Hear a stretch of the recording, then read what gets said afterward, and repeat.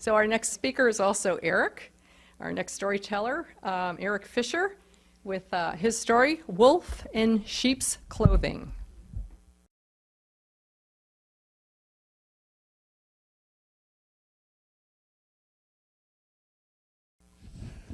Good evening. I'm wondering, I'd like to ask a question first, which is, how many people in this audience actually remember the day Kennedy was shot? Oh my goodness, quite a few. All right. And it's funny, just a little sidelight. I was talking to a guy about 30 years old yesterday, and I said, I bet you don't remember the day Kennedy was shot. He said, of course I do. I saw it on YouTube. All right. Well, I guess there are different levels of experience. But 1963 was a weird year.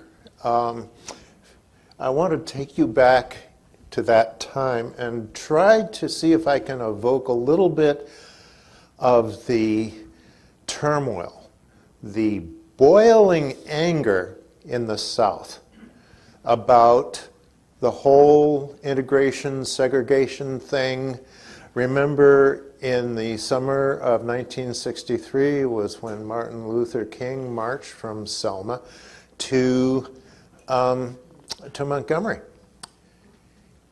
And for just a little context, I understood perhaps better than a lot of people who actually lived in the North, because my mother was born 50 miles south of Selma in a little country town, and we spent a month out of every year in that town. So I really kind of got exposed. At that point, before 1963, before 1961, my father, who was a Unitarian minister, whose name's on the wall up here, this was his first parish, he was the minister and very successful of the West Newton Church. And so in 1961, he accepted a call to go to St. Petersburg, Florida. Now, people don't think terribly much of St. Petersburg being in the South because there are so many Northerners there, but let me tell you, in 1963, 1964, St. Petersburg, well, for one thing, there were billboards that were put up by the John Birch Society saying, impeach Earl Warren. Earl Warren was, if you remember, the Chief Justice of the Supreme Court at the time that the Brown versus Board of Education decision was handed down, which said segregation is unconstitutional. A lot of people in the South were absolutely outraged. They were furious. And then Kennedy is shot.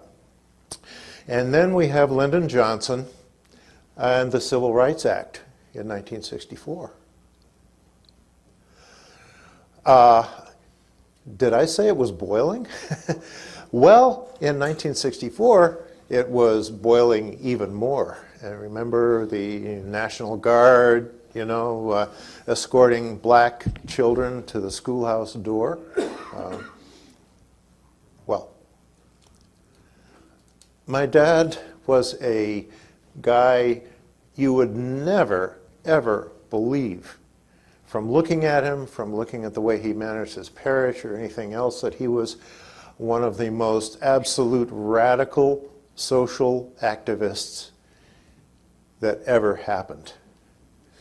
And he believed in working within the system. So, for instance, one of the things he did in St. Petersburg was work with a black minister to select and train and groom a bunch of black people to take the civil service exam so that when the next job opening happened in the St. Petersburg post office, the top 3 scorers on that civil service exam were all black. Now, you may be familiar, civil service rules say you have to take one of the top 3. So, by doing this backdoor thing, Dad integrated the St. Petersburg post office. Needless to say, there were people who were not happy with this. Carol was going to give a trigger warning, but she didn't. Maybe she forgot. Anyway, I have to tell you that the next part of this story is extremely politically incorrect, and some people may find it a little offensive. I can only justify it by saying it really happened. I was the person who experienced it, and so it's real. So he'd done that kind of stuff, and so he had a reputation in town. This guy is a guy who can actually work the system to get blacks in where they're not supposed to be. So one day I'm home after school. I was in high school, and I came home, started doing my homework, started doing my piano practice, and the phone rings. And I walk to the phone. I pick up the phone, and I say, hello.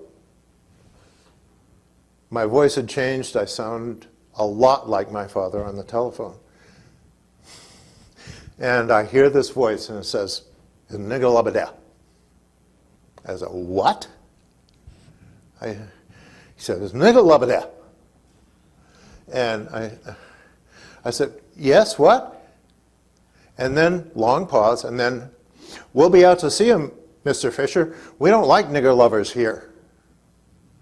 And so it was only then that I realized that what that guy was asking me, I was a little language challenged being from the North. So he was saying, is the nigger lover there? Well, I didn't realize how serious this was, that the guy probably meant business, even though, there'd been bombings in Birmingham and Unitarian minister had been killed in the march from Selma to Montgomery the summer before. I was half amused. I kind of thought it was a joke. I told my dad about it, and he took it very seriously. Called his friend the mayor, and it turned out that we had police patrols by our house for the next 2 weeks. Fortunately, that's as far as it went. But after all these years, I can still remember. It's almost as if it was yesterday. I remember walking to that phone, picking it up, listening to that voice. It was absolutely one of the traumatic events of my life, and it caused me to see the world through different eyes. Thank you.